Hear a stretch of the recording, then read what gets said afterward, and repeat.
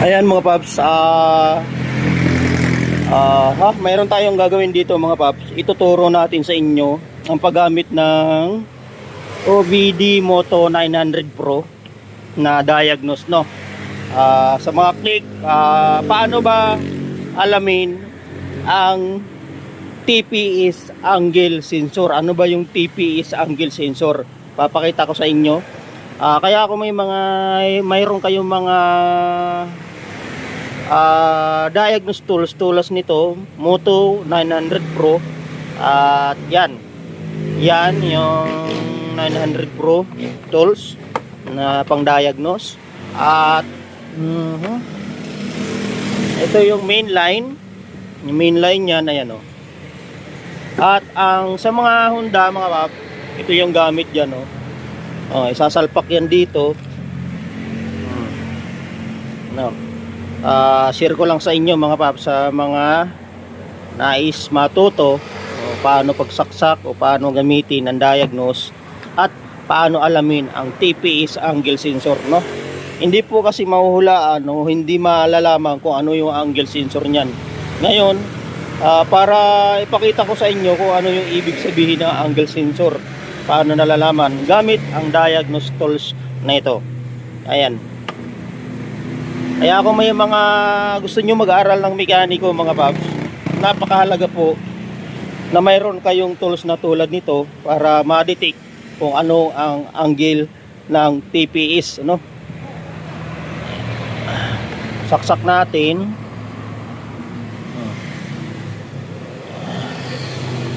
Isang kamay lang kasi.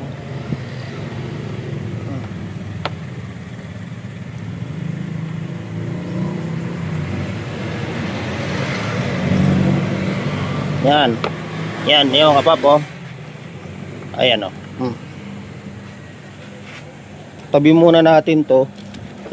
Yan. Ito yung tatabi muna natin dito para hindi masira. Yan mga papa, papakita ko sa inyo at ituturo ko sa inyo ang paggamit nito. Ayan mga pap, kaya kung gusto nyong aralin, panoorin nyo lang po ito. Ayan, sinaksak natin keyline OBD 4 pin yan mga pap, no? At i-on ang susian. On natin yan. Pag on yan, magkakaroon ng ilaw. At yan, nagkaroon na. Yan mga paps, no? Share natin sa inyo. Yan. Ngayon, naka-on na siya, nandyan sa diagnose. Nandyan sa diagnose, makikita nyo mga paps. Diagnose. Pindot nito, okay. Yung okay. Pindutin yan. Ayan. Papasok yan. OBD, hanapin nyo yung Honda. Kung ano yung model ng motor, yung hahanapin nyo yan. Honda. Pindutin mo lang dito. Yan. Ayan, pumasok na. Pindutin uli. Okay. Press okay. Yan, papasok na sa ayan mga kapo. Model. Okay uli. Okay uli model. Yan. Hanapin niyo yung C-click, di ba? EBC click. Yan. Ayan. Ayun, napasok niyo na. Hanapin niyo uli ang click B12. Click. Ayan, click B12. Hanapin niyo yan. Click B12. Baba. Okay uli. Ayan. Nakapasok tayo sa engine info. ECU info. Ibig sabihin yung information ng ECU. Kung ano yung code or model. Kung kailan or mga code number. Yan. Pag pinasok nyo yan. Yan. Next. Pasok tayo sa reading. Dito sa engine data. Engine data tayo, no? Yan. Pasok tayo sa engine data, no? Kaya dinadiagnose natin kasi ipapakita natin yung TPS angle. Ano ba yung TPS angle? No? Ano yung minimum? Ano yung maximum? Dito sa click nito ngayon, no? Pasok tayo sa engine. Engine, data. Press OK. Yan. Ayun. Napasok na natin. Yan. Voltage. TPS voltage. Ayan po ang TPS voltage niya mga paps, no? TPS voltage 0.40429 voltage. Ayan, tinan niyo po. TPS. Yan po ang yan. Yan sinasabi ko sa inyo mga paps. Oh, di ba? Ayan na angle. Pag ginalaw po ang throttle body mga paps, pag ginalaw yan, magbabago yan. Pag binirit, pag ginanito, oh, di ba? Ngayon magbabago yan. Ayan. Tingnan nyo. Oh. Di ba? Nakita nyo mga paps, tumataas. Oh, yan pinakasagad niyan, nagpula 4.62 no? Yan. Bitawan natin, oh. Pinakamababa ya 39, no? Yan ang angle niyan mga paps. 0.9 ngayon, papasukin natin yan TPS voltage, no? Kaya nga vlog natin, pakita ng TPS voltage, no? Yan, TPS voltage. Pasukin natin yan. Ayan, no? 0.1 tapos hanggang 4.5. Pag lumampas, syempre magpupula yan. Ayan. Ayan. Oh. Bawat pihit nyo yung mga paps, pag pinipihit nyo yan, tumataas yan.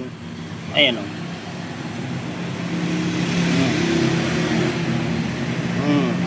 Ibig sabihin nyo, yung voltahe na bawat piga, mga pap, tumataas din. Pag pinipiga mo yan, pataas, yung voltage ng TPS tumataas din. Ayan, o. Diba? Hanggang 4.622. Ayan. Diba? Dahan-dahan yan. Bawat piga nyo yung mga pap. Bawat piga dyan, dahan-dahan, tumataas yan, o. Diba? Yan ang tinatawag na TPS voltage, no? Kapag may problema nga mga pap, malalaman nyo yung mga pap, pag piniga nyo yan. Diba? Nakikita nyo mga pap, nasa 0.39. Yan. Ngayon, pag pinagaan nyo yun, ayan, dahan-dahan nyo, no? Oh. Nagwa 1, 2, 3, hanggang 4. Kapag nagdadrop yan mga pap, nawawala, napuputol. Halimbawa ito, yung 1 nagiging 0 agad, hindi na nawawala yun, tapos tumatalon sa to, nawawala to, nagiging 3 agad. Ibig sabihin, ang issue niyan mga pap, TPS voltage, no? Ganyan po ang pagbabasa ng TPS voltage. Ayun, ha? Ngayon ulitin natin, ano, para mas maintindihan nyo paano basahin ang TPS voltage. Ano ang position ng TPS voltage? Ayan ang position, 0.4110 volt, no? Ngayon tumataas siya bawat piga. Kapag yan pap nawawala, napuputol, hindi sunod-sunod yung pagbasa, 1, 2, 3, 4 hanggang 1, 2, 3, 4, napuputol agad, ibig sabihin ang TPS ang may problema. Yan. Ganyan po ang problema kapag bibirit po kayo mga pap na sa 20 nawawala o 40 biglang humihina, nawawala ng power. Minsan mababasa nyo dyan sa TPS nawawala ng voltage power itong TPS angle nyan, no? Kaya kakaroon siya ng problema. Yan, papanda rin natin, ano? Ayan, tingnan nyo, pag umaandar ang makina, tinin mo TPS, oh, bago-bago yan. TPS voltage 0.42 and 29, nagbabago-bago yan, oh. Diba? Kapag binirit nyo yan mga pap, pag nilakasan nyo, tinaasan nyo, tumataas din ang andar. Oh. Kasabay yan ang pagtaas nitong engine speed. Mababa lang yung engine, ano yan.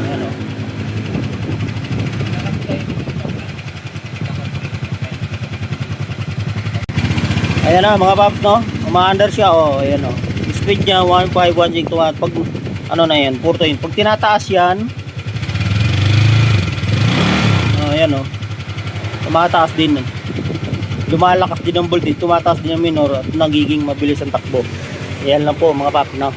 Ang pagdadiagnose ng TPS gamit ang 900 Pro, Moto 900 Pro Diagnose Tools. Ganyan lang po mga paps, no? So next, tuturo natin yung ibang position naman. Yung TP at degree. Yan mga paps, no? TPS voltage at yung degree. Tinan nyo yung degree, 0, 0. Pag biniri, tataas din yan. Dalawa po yan. Yung TPS voltage, ito. TPS degree dapat 0, 0. Ayan. Tumataas, diba? Patayin natin uli. Ayan, para makita nyo.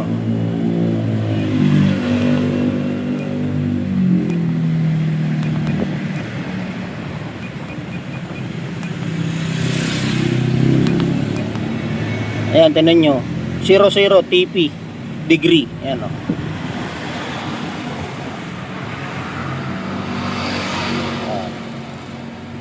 68 84.5 degree. Tapos yung pindutin mo lang dito. Yan. Ayan, pumasok na. Pindutin uli. Okay. Press okay. Ayan, papasok na sa ayan mga kapo. Model. Okay uli.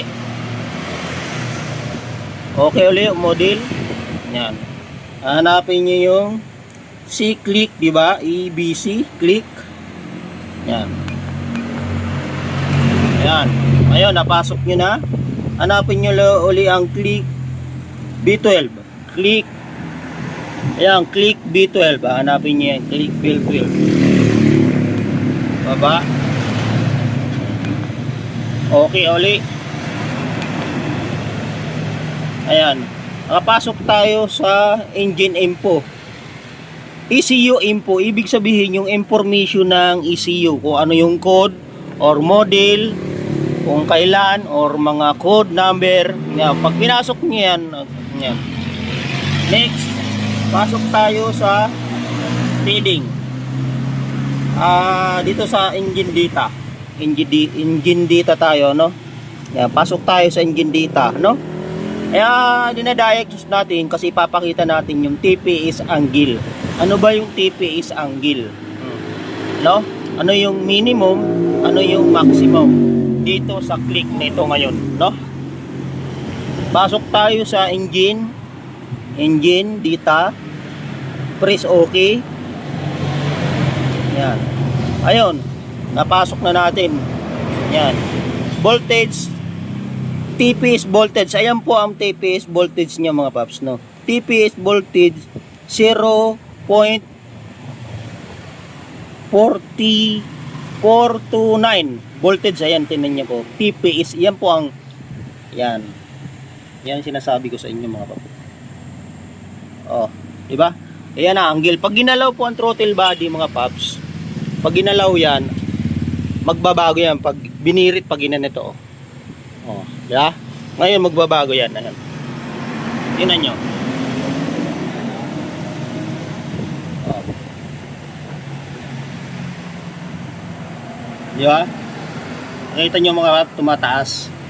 Oh, yan pinakasagad niyan, nagpula 4.62 no? Yan. Bitawan natin, oh. Pinakamababa ya 39, no? Yan ang angle niyan mga papi. 0.9 ngayon papasukin natin yan TPS voltage, no? Kaya nga vlog natin pakita ng TPS voltage, no? Ayan, TPS voltage. Pasukin natin yan. Ayan, no? 0.1 tapos hanggang 4.5. Pag lumampas syempre magpupula yan. Ayan. Ayan. Oh. Bawat pihit nyo yung mga paps, pag pinipihit nyo yan, tumataas yan. Ayan o.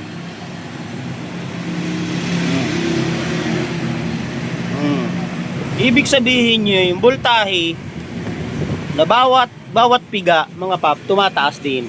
Pag pinipiga mo yan pataas, yung voltage ng TPS tumataas din. Ayan o. Diba? Hanggang 4.6 tutok. Ayan. Diba? Dahan-dahan yan. Bawat piga nyo yung mga pop. Bawat piga dyan, dahan-dahan, tumataas yan. Diba? Yan ang tinatawag na TPS voltage, no? Kapag may problema nga mga pop, malalaman nyo yung mga pop pag piniga nyo yan. Diba? Nakikita nyo mga pop, nasa 0.39. Yan. Ngayon, pag pinagaan nyo yun, ayan, dahan-dahan nyo, no? Nagwa 1, 2, 3, hanggang 4. Kapag nagda-drop yan mga pop, nawawala, napuputol. Halimbawa ito, yung 1 nagiging 0 agad, hindi na nawawala yun. Tapos tumatalon sa 2, nawawala to, nagiging 3 agad. Ibig sabihin, ang issue niyan mga pop, TPS voltage, no? Ganyan po ang pagbabasa ng TPS voltage. Ayun ha. Ngayon, ulitin natin para mas maintindihan nyo paano basahin ang TPS voltage. Ano ang position ng TPS voltage? Ayan ang position, 0.4110 volt, no? Ngayon tumataas siya bawat piga. Kapag yan pop nawawala, napuputol, hindi sunod-sunod yung pagbasa, 1, 2, 3, 4 hanggang 1, 2, 3, 4, napuputol agad. Ibig sabihin ang TPS ang may problema. Yan. Ganyan po ang problema kapag bibirit po kayo mga pop na sa 20 nawawala o 40 biglang humihina, nawawala ng power. Minsan mababasa nyo dyan sa TPS nawawala ng voltage power itong TPS angle nyan, no? Kaya kakaroon siya ng problema. Yan, papanda rin natin ayan, tinan nyo, pag umaandar ang makina, tinan mo TPS, bago-bago yan. TPS voltage 0.42 and 29, nagbabago-bago yan. Diba? Kapag binirit nyo yan mga pop, pag nilakasan nyo, tinaasan nyo, tumataas din ang andar. Kasabay yan ang pagtaas nitong engine speed. Mababa lang yung engine.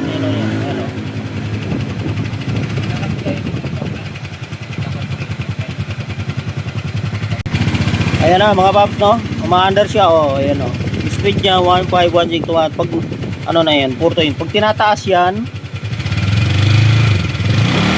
ayan tumataas din, lumalakas din ang voltage, tumataas din ang minor at nagiging mabilis ang takbo. Ayan lang po mga paps, no? Ang pagdadiagnose ng TPS gamit ang 900 Pro, Moto 900 Pro Diagnose Tools. Ganyan lang po mga paps, no? So next, tuturo natin yung ibang position naman, yung TP at degree. Yan mga pop, no? TPS voltage at yung degree. Tinan yung degree, 0, 0. Pag biniri, tataas din yan. Dalawa po yan. Yung TPS voltage, ito. TPS degree dapat 0, 0. Ayan. Tumataas, diba? Patayin natin uli para makita nyo.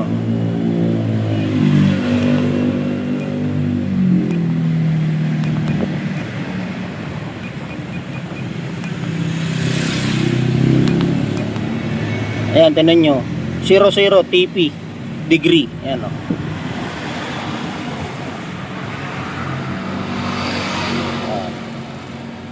68 84.5 degree. Tapos yung TPS voltage 4.622.